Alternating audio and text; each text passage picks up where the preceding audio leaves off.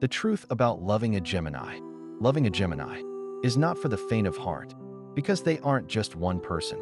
They're 1,000 versions of themselves, all living inside one body. One day, they'll make you feel like the only person that matters. The next day, they'll be lost in their own world. And if you don't understand their mind, you'll think they're pulling away. But they're not. They're just trying to breathe. Gemini is air. They need space, movement, freedom, not because they want to escape you, but because if they stay stagnant, they suffocate. They're not like other signs. You can't box them in. You can't own them. You can only walk beside them and hope they choose to stay.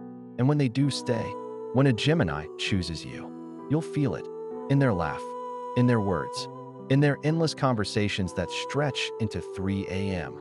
Gemini doesn't love casually.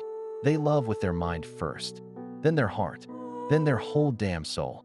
But if you try to control them, if you try to clip their wings, they'll leave, not out of spite, but out of survival.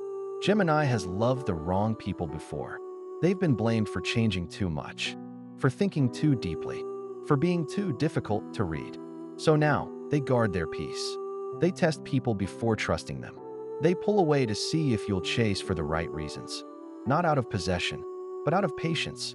To love a Gemini is to love movement, to love evolution, to love a soul that is never done growing.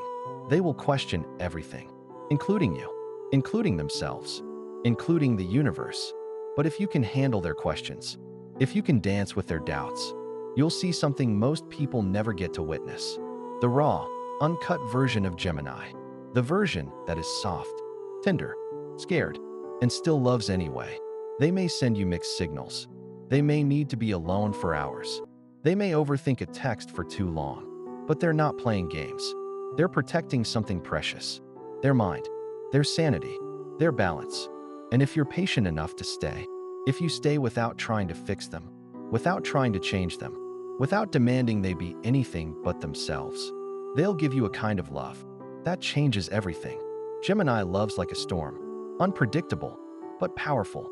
Gemini loves like a wind that blows away your fears and replaces them with wonder, but only if you're brave enough to stand in the wind. So if you're wondering what it takes to love a Gemini, it's this: let them be them and love them, not in spite of it, but because of it.